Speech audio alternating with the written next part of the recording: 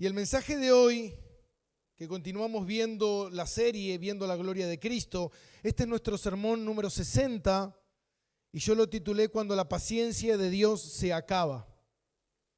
Ya el nombre ya es complicado. Cuando la paciencia de Dios se acaba. Hermano, es aterrador escuchar ese título.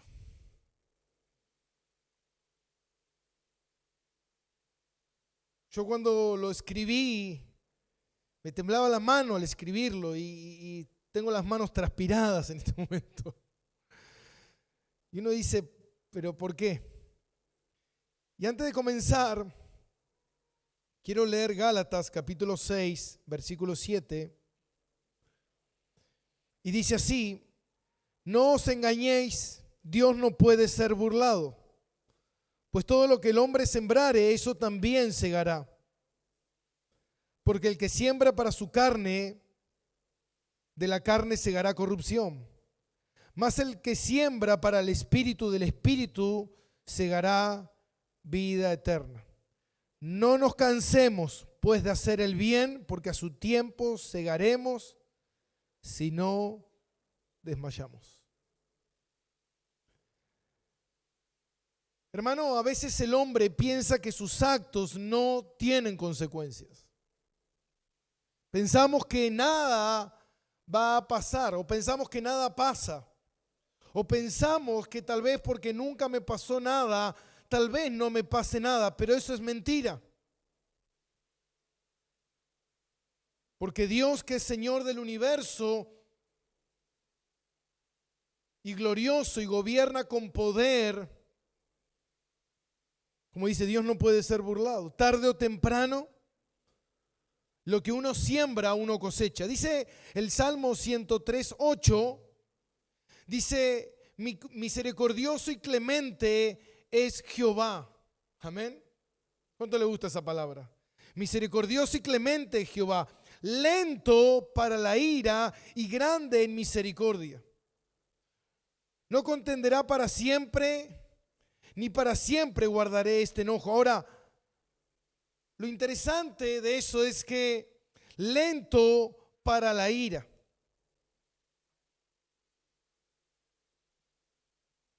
¿Qué quiere decir eso? ¿Que el Señor no tiene ira? No. Dice que el Señor es misericordioso y clemente, es Jehová. Y que Él es lento para la ira, es grande misericordia. Pero que sea lento para la ira no significa que la ira no viene. No significa que el Señor lo pasará por alto. Aunque el Señor es paciente y quiere que todos procedan al arrepentimiento y que ninguno perezca, su paciencia tiene un límite con el pecador, mi hermano. Esto es con el pecador inconverso y de la misma forma con el pecador convertido. El Señor tiene paciencia. Y nosotros lo podemos ver en las epístolas. Como el apóstol Pablo advirtiendo, hablando de parte de Dios. El Señor nos llama a vivir en santidad, no a vivir en pecado. Por más que yo sea creyente, si yo estoy en el pecado, si vivo en el pecado, eso traerá consecuencias a mi vida. Tarde o temprano el Señor dirá, basta. Conocemos mucho de eso, se ha predicado mucho de eso.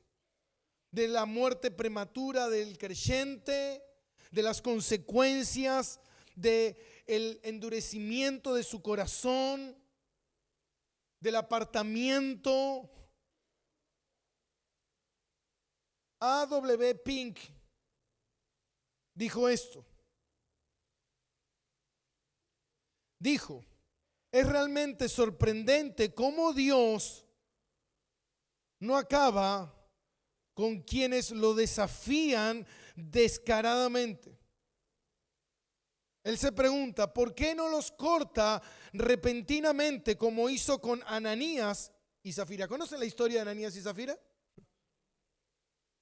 Ellos eran personas herejes de allá de un pueblo muy lejano. No, no, no. Estaban dentro de la congregación. Como hizo con Ananías y Zafira, por su desobediencia, porque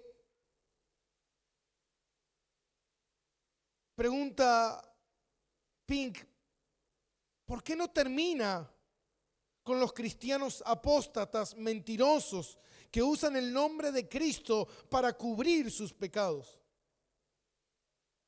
¿Por qué no termina con esta abominación? Y dice, solamente hay una respuesta posible. Porque Dios soporta con mucha paciencia a los vasos que están preparados para la ira destructora. Muchas veces vemos que Dios no actúa, vemos que Dios no hace algo, pero la palabra de Dios es que Dios soporta, es como un resorte cuando se lo va ajustando. Cuando se lo suelta enseguida tiene poca fuerza, pero cuando se lo ajusta, ese resorte va tomando fuerza hasta que en un momento llega a su punto y todo eso es expulsado. Podemos ver cómo Dios en el huerto del Edén, Él manifestó su paciencia. Lo hizo con Adán y Eva cuando pecaron. En ese momento, Él los debía aniquilar instantáneamente. Todo aquel que pecare, muere. En cambio, el Señor los perdonó y permitió incluso que Adán viviera 930 años. Algo que tenía que ocurrir en el momento. El Señor lo perdonó e incluso permitió que viviera 930 años. El Señor, antes de juzgar la tierra con el diluvio en Génesis capítulo 6, ese diluvio no vino sin advertencia. No vino de la noche a la mañana, sino que el Señor envió a Noé, pregonero de justicia, como dice segunda de Pedro, y por 120 años él predicó que el juicio venía, que iba a ocurrir. Lo mismo le pasó a Israel muchas veces. Israel fue la nación que más experimentó la paciencia de Dios como ninguna otra nación.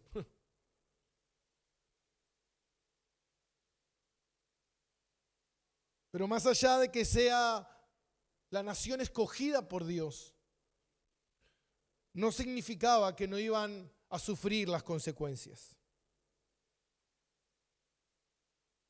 Pero esa paciencia que Dios tuvo con Israel, un día esa paciencia llega a su fin.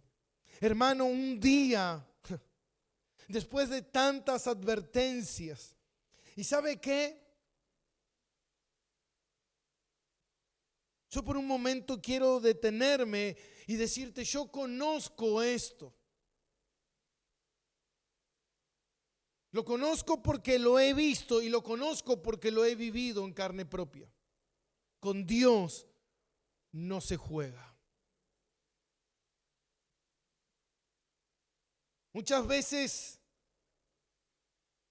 retardamos las advertencias de Dios, el madurar, el crecer espiritualmente, tomando a la ligera las cosas de Dios hasta que las consecuencias vienen. Y cuando vienen, el Señor te hace saber que esas consecuencias son producto de tu pecado.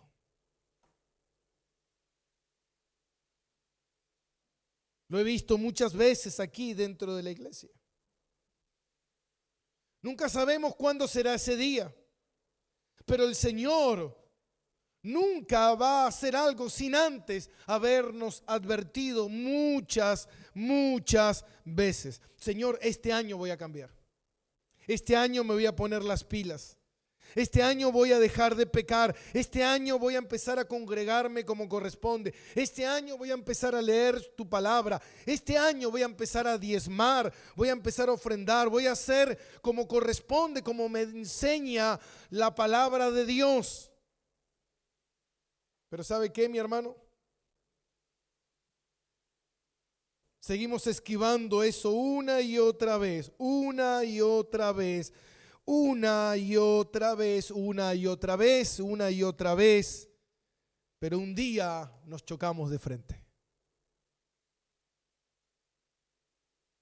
Dios, ¿por qué? ¿Por qué, Dios? ¿Por qué haces esto, Señor? Si tú eres un Dios clemente, misericordioso, Dios, ¿por qué? Hermano, Dios no quiere. No quiere.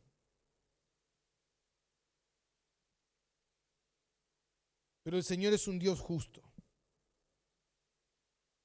Dice la palabra en Filipenses 2:12, ocupaos de vuestra salvación con temor y con temblor.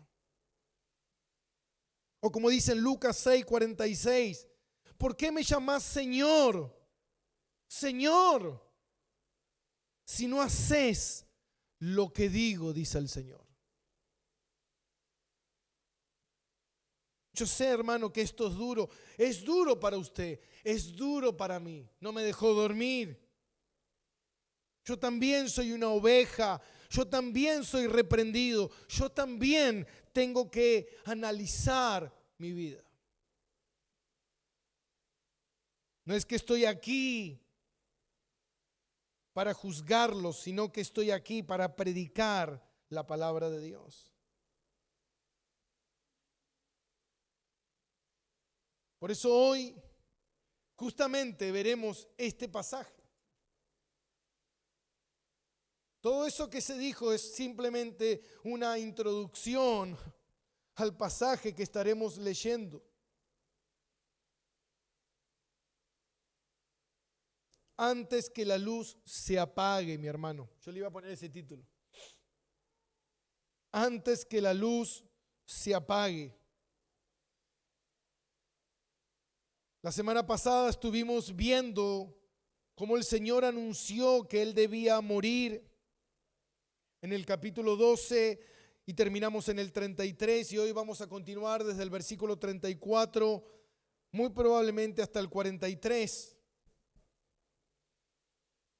Y le respondió la gente, nosotros hemos oído de la ley que el Cristo permanece para siempre. ¿Cómo pues dices tú que es necesario que el Hijo del Hombre sea levantado? ¿Quién es este, el Hijo del Hombre? Entonces Jesús le dijo, aún por un poco esta luz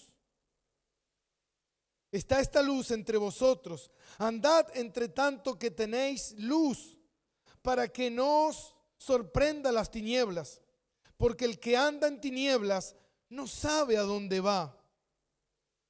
Entre tanto que tenéis la luz, creed en la luz, para que seáis hijos de luz. Estas cosas habló Jesús y se fue y se ocultó de ellos. Versículo 37, pero a pesar de que había hecho tantas señales delante de ellos, no creían en él. Para que se cumpliese la palabra del profeta Isaías que dijo, Señor, ¿quién ha creído a nuestro anuncio? ¿A quién se ha revelado el brazo del Señor? Por esto no podían creer, porque también dijo Isaías, cegó los ojos de ellos y endureció su corazón, para que no vean con los ojos y entiendan con el corazón y se conviertan y yo los sane. Isaías dijo esto cuando vio su gloria y habló acerca de él. Con todo eso, aún los gobernantes, muchos creyeron en él, pero a causa de los fariseos no le confesaban para no ser expulsados de la sinagoga, porque amaban más la gloria de los hombres que la gloria de Dios. Ese más yo los remarqué. Amaban más, ¿recuerdan? Aquel que ame más su vida, su familia, su comodidad, su esposa, sus hijos, su trabajo, sus títulos, sus logros, más que el Señor, no puede ser un discípulo de Cristo. Juan nos deja ver que este es el llamado final. Antes que la luz se apague, durante 3 años y medio, Cristo estuvo predicando y haciendo cuántas señales. El Señor los estaba llamando una y otra vez a rever sus vidas, a reflexionar en lo que están haciendo. ¿Cuántas veces pudimos ver esa tolerancia del Señor mientras ellos seguían duros? Mientras el Señor les advertía, no escuchaban. ¿Cuántas veces el Señor, por medio de su palabra, nos advierte? ¿Cuántas veces somos iluminados en ese pecado, en esa condición de vida que Dios aborrece? Y le decimos al Señor, ya voy a cambiar, ya lo voy a dejar, ya no voy a hacer más esto, ya no voy a hacer más aquello. Pero lo seguimos haciendo porque amamos más. Amamos más nuestro pecado que obedecer a Dios. Amamos más lo que hacemos que obedecer a Dios. Amo más quedarme un domingo durmiendo que venir a congregarme. Amo más seguir mi propia vida que hacer lo que Dios me llama a hacer, mi hermano. Y esto no tiene que ver con un hombre, no tiene que ver con el pastor Gastón, no tiene que ver con una iglesia, sino tiene que ver con su palabra. Dijo el Señor, yo no lo juzgo, mi palabra. Aquí está. No podemos, o si no, hagamos como hacen los testigos de Jehová, arranquemos un par de hojas de la Biblia, borremos esto, borremos aquello y digamos, yo voy a obedecer.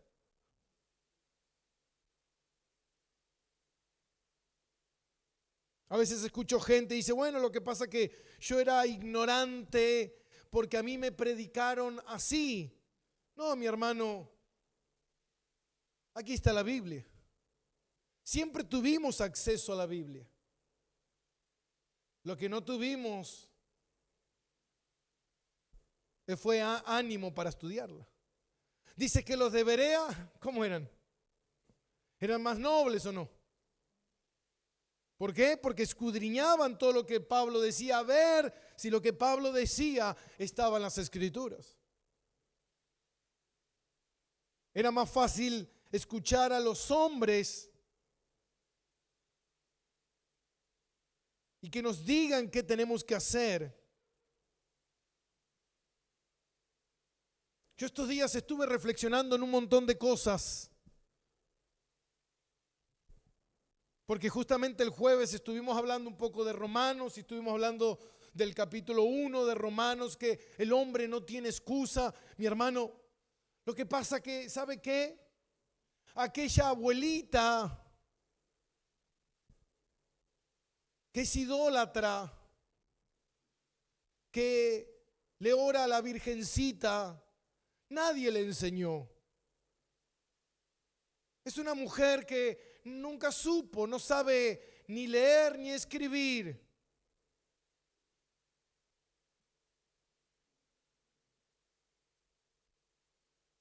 Pero la Biblia dice, no hace falta que nadie le enseñe. ¿Cómo es eso? Porque si verdaderamente es creyente, el Espíritu Santo mora dentro de la persona y el Espíritu Santo es el mejor maestro. Él mismo te enseña. No, lo que pasa es que nadie le enseñó que no hay que adorar a la imagen. ¿Sabes qué? Si está el Espíritu Santo te va a llevar a rechazar ese tipo de adoración. No sé cómo, no sé por qué, no entiendo, pero hay algo que está ocurriendo. Es el Espíritu que te está enseñando. A mí nadie me dijo que yo tengo que congregarme. A mí nadie me dijo que yo tengo que hacer esto. A mí nadie me dijo que yo tengo que hacer tal otra cosa. Por eso yo no la hago. No, mira mi hermano, el Espíritu Santo es el que te enseña.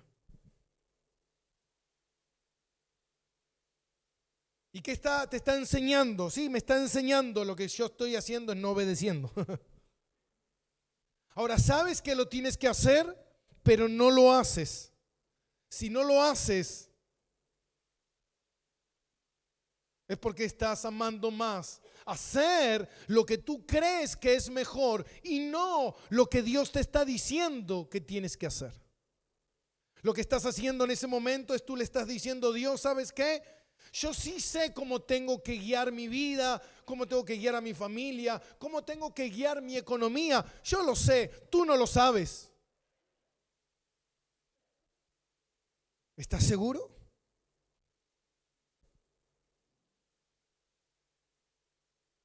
Wow. Por eso el Señor durante 3 años y medio les advirtió. Esta gente de manera falsamente celebraron la entrada de Jesús a la ciudad. Pero cuando el Señor le mostró que el Mesías venía a hacer otra cosa, que era morir en la cruz, ellos se enojaron y se burlaron.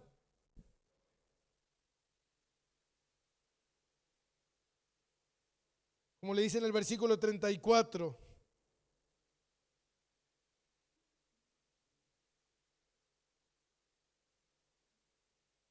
¿Quién es el Hijo del Hombre? Ellos no habían gritado cuando entró, Hosana, bendito el Hijo de David que viene en el nombre del Señor. ¿Y qué pasó? Ahora están dudando. ¿Por qué? Porque el Dios que ellos quieren no hace lo que ellos quieren. Ellos quieren un Dios que haga lo que ellos le dicen. Entonces el Señor le dice, por poco tiempo estará la luz con vosotros. El Señor nuevamente vuelve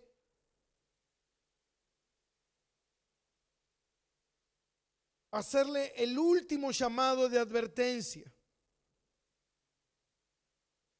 Jesús le dice, aún por un poco esta luz estará entre vosotros. El Señor está haciendo referencia a los viajeros que en ese tiempo, mi hermano, no había iluminación, no había rutas iluminadas, la gente no tenía manera de iluminarse en la noche más allá que no sea con una lámpara o con una vela. Pero nadie podía viajar porque de noche no se veía. De noche era peligroso. Entonces los viajeros solamente lo hacían de día cuando había luz.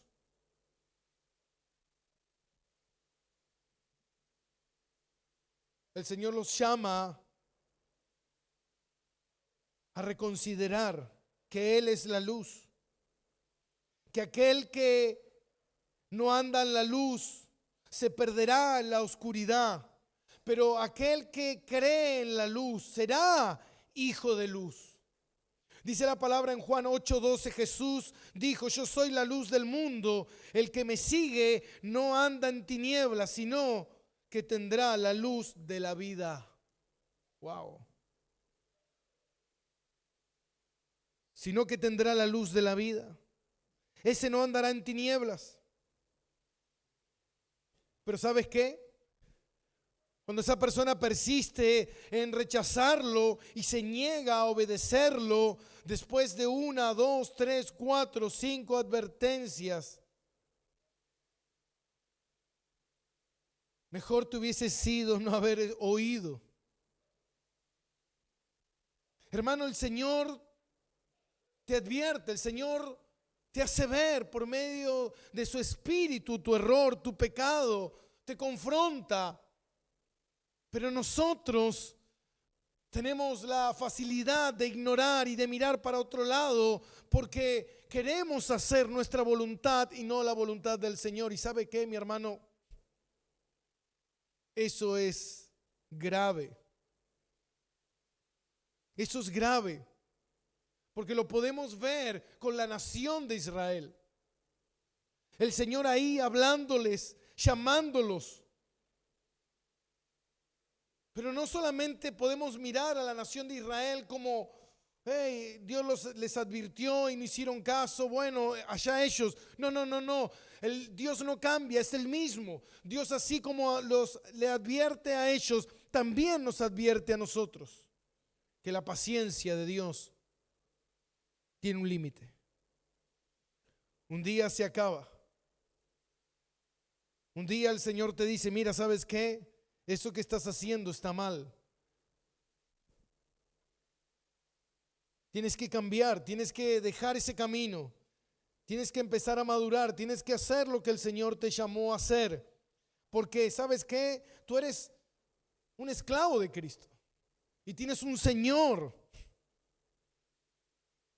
¿Y qué hará el Señor con aquellos que Él compró y no le obedecen? ¿Los dejará así? Dirá, bueno, no pasa nada, algún día cambiarán.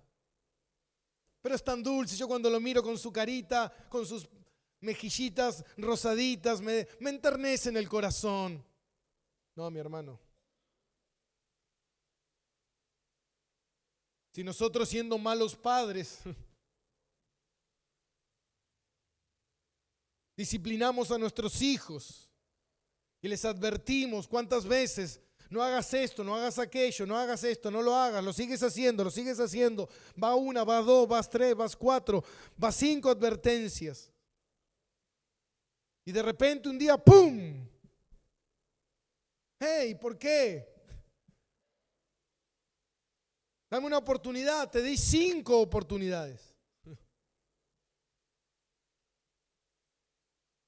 Hay una prédica de Arcis Sproul, justamente de la facultad, buenísima. Que iban y le decían, profesor, no tuve tiempo de hacer el examen, la tarea, lo traigo mañana, la traigo pasado. Y un día fue uno y ese uno contagió a otros y así se abusaron. Y un día de repente aplazó a toda la clase. Entonces le dijeron, qué injusto que es. No. Así somos nosotros. Señor, líbrame de esto. No, no, ¿cómo te voy a librar de eso si el Señor mismo es el que te lo envió? El Señor mismo es el que va a hacer que esa disciplina llegue a tu vida. Dice la palabra de Dios en Nehemías, capítulo 9, versículo 30. Dice, le soportaste por muchos años y les testificaste con tu espíritu por medio de tus profetas, pero no escucharon, por lo cual los entregaste en manos de los pueblos de la tierra. El Señor no lo destruyó del todo, pero sufrieron las consecuencias. Lo soportó por muchos años y les habló por medio de los profetas, por medio del Espíritu Santo a través de los profetas, y no escucharon. No escucharon. Por eso dice la palabra de Dios.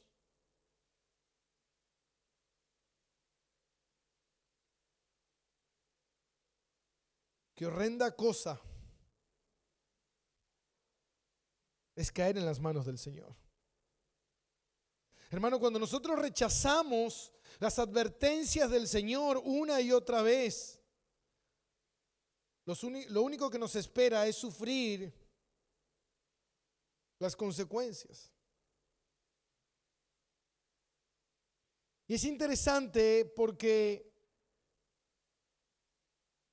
el apóstol Juan dice que después de este llamado a rever la luz, a creer en la luz, a seguir la luz, a obedecerle, dice, después de que dijo estas cosas, se fue y se ocultó de ellos. En ese momento ya empezaría el juicio. En ese momento ya el llamado a reflexionar ya fue dado.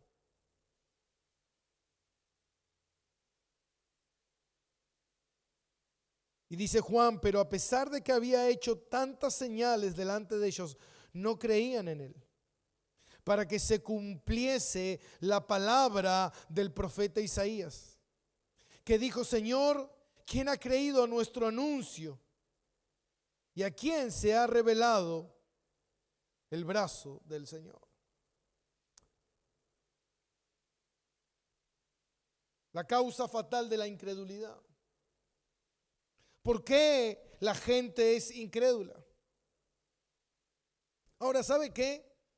Muchos se preguntaron por mucho tiempo, ¿cómo es posible que estos líderes conocedores, y escuche esto porque esto es interesante, ¿cómo es posible que estos líderes conocedores de la ley y de los textos bíblicos pasaran por alto las implicaciones obvias de su milagro? Era claro, no era que era difícil de creer. Hermano, es obvio.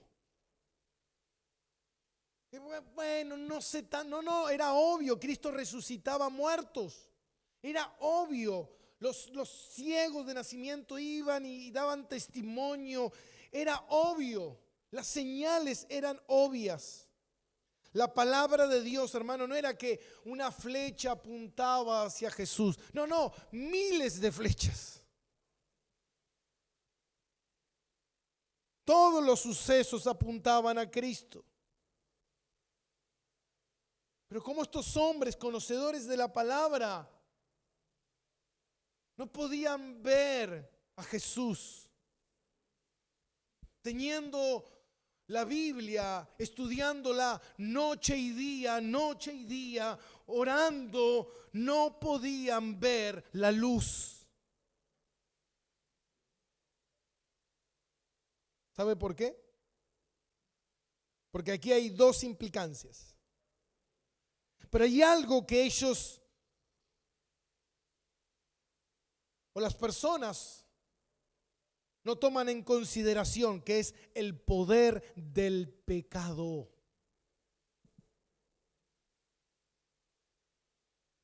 ¿Sabe que el pecado tiene poder?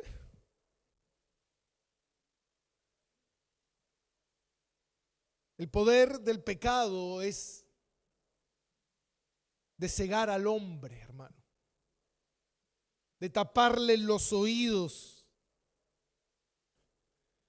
No están considerando el poder de Satanás, de cegar al hombre ante la verdad, de autojustificarse, de minimizar las consecuencias.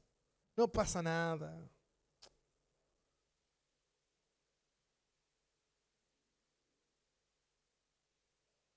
Pero también debemos entender que el hombre, escuche esto, no puede ver a Cristo si Dios no abre sus ojos. Pero esto no exime de culpa al hombre. Y por eso quiero ir despacio aquí, porque tal vez uno diga, ¿cómo es entonces? Si Dios no es el que te salva, tú no puedes ver a Cristo. Y aquí está lo que Juan menciona. La causa de la incredulidad tiene que ver con la responsabilidad humana y con el mandato divino.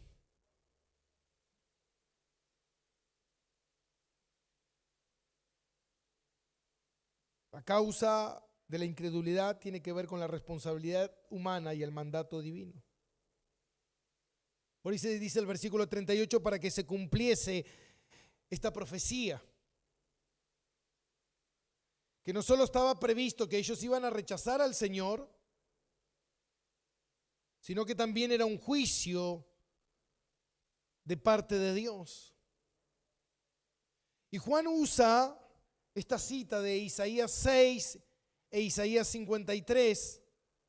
Por eso dice el versículo 39, por esto no podían creer, porque también dijo Isaías, cegó los ojos de ellos y endureció su corazón, para que no vean con los ojos y entiendan con el corazón y se conviertan y yo los sane.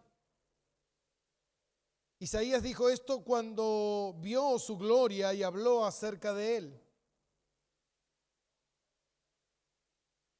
Ahora, ¿qué estaba ocurriendo aquí? Lo que Juan, el escritor, deja claramente que el pueblo estaba completamente cerrado, duro, ciego ante Cristo.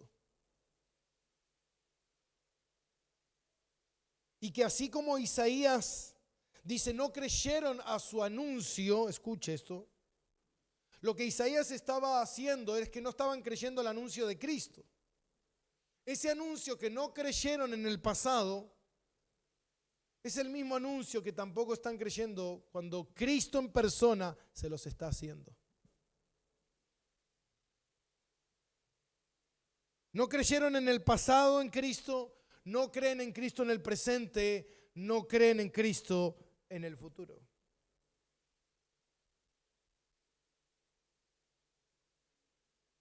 Ahora, lo que está diciendo aquí, que esto es un juicio de la culminación de los años, escuche, de privilegio mal usado, de rebelión, de desobediencia y de abandonar la verdad de Dios. Es como hablábamos recién. El Señor nos advierte, nos advierte, nos advierte, nos advierte, nos advierte, pero en un momento vienen las consecuencias.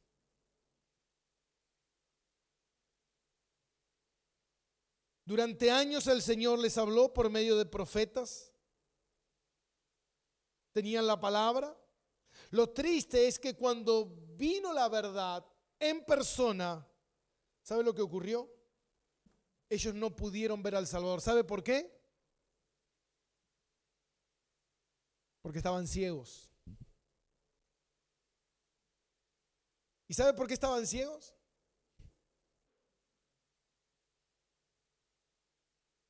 Por causa de su pecado. El Señor permitió su ceguera. Dice el teólogo Morris, escuche esto. Dice, el Señor no los cegó en contra de su voluntad.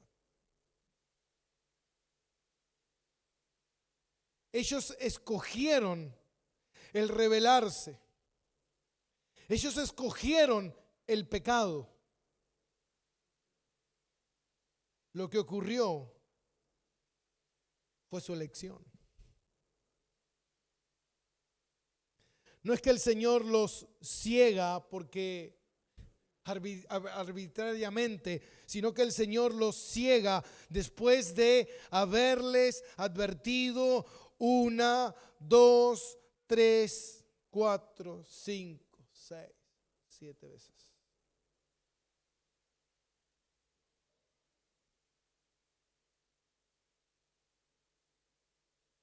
Dice un teólogo, la realidad es que aquel que persiste en su pecado, tarde o temprano, se endurecerá. Hermano, el pecado, tarde o temprano, traerá sus consecuencias. Bueno, el Señor sabe que somos así y que somos débiles y que yo soy carnal y que yo tengo que hacer esto y yo tengo que hacer lo otro. Pero ¿sabe qué, mi hermano? Tarde o temprano eso traerá las consecuencias. Dice versículo 42 y 43. Con todo eso, aún los gobernantes, muchos creyeron en él. Estamos contentos, wow, ¿no? Creyeron, qué bueno, estaban creyendo en el Señor. Los líderes, los gobernantes estaban creyendo en Él. Pero a causa de los fariseos no le confesaban, bueno, todos tienen temor, no pasa nada. Todos entendemos.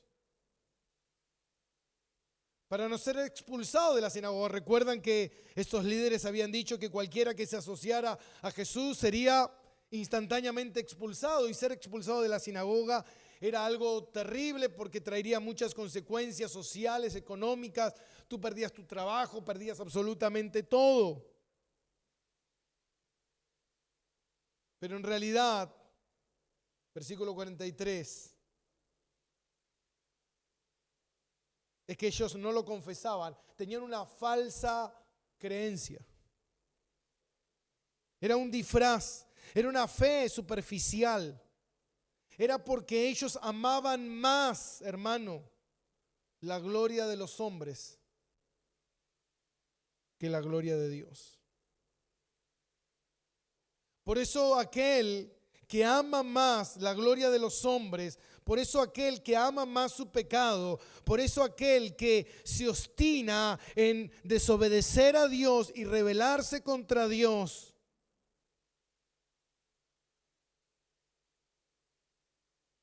tarde o temprano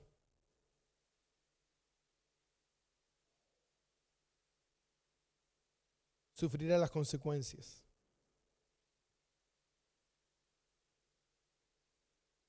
Sé que hoy es el Día del Padre. Tal vez uno dice, pastor, no sé cómo voy a comer hoy. No te pasa ni un pedazo de carne, hermano. Quédate tranquilo, que yo estoy peor que tú. Pero el Señor sabe por qué hace las cosas. El Señor preparó este mensaje para este día. Justamente este día. Por eso dice la palabra de Dios en Santiago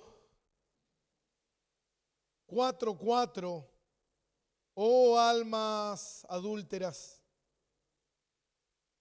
¿no sabéis que la amistad del mundo es enemistad contra Dios? Cualquiera pues, cualquiera, hijo, no hijo, cualquiera, pastor, no pastor, miembro, no miembro, cualquiera pues que quiera ser amigo del mundo, se constituye enemigo de Dios. Hermano,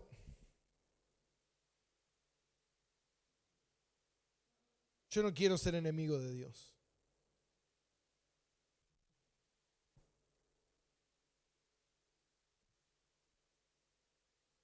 Yo quiero ser amigo del Señor. Yo quiero que el Señor pueda decir, buen siervo fiel, entra en el gozo de tu Señor.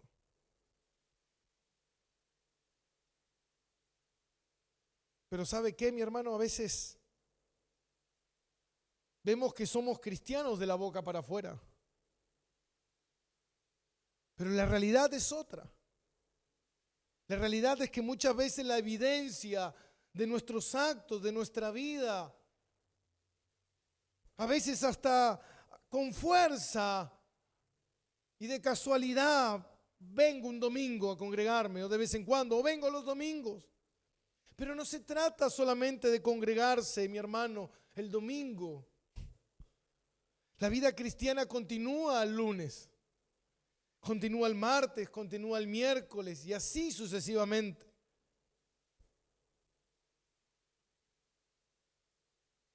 Donde está tu corazón, ahí está tu Dios. ¿Te preocupan las cosas del Señor? Imagínese, mi hermano, si la iglesia enseña que es una familia con hijos de Dios, que se congregan todos juntos. Imagínese usted viviendo en un lugar con un montón de sus hermanos, pero solamente usted paga la luz, solamente usted paga la comida. ¿Qué diría usted? ¿Hablaría con sus hermanos? ¿Les diría, dónde está tu corazón? ¿No eres parte de esta familia? ¿Dios no te unió a esta familia? ¿O te unió a otra familia? ¿A qué familia Dios te unió? Justo estos días hablaba con un hermano y le decía, ¿sabes qué? Vamos a tener que rever muchas veces el tema de la membresía de muchos hermanos. Porque hay personas que este sobre nunca jamás vino con su nombre. Jamás, nunca apareció.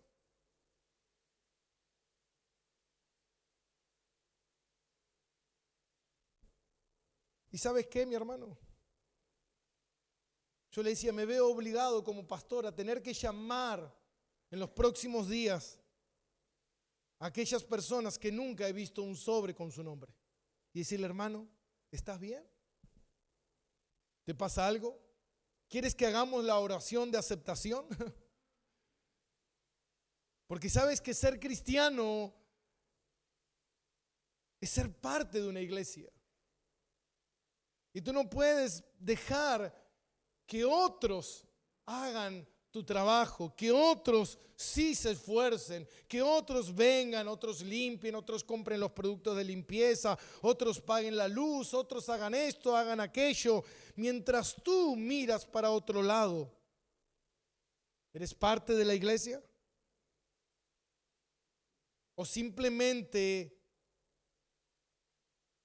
eres como estos gobernantes que decían creer en el Señor, pero en realidad era todo mentira?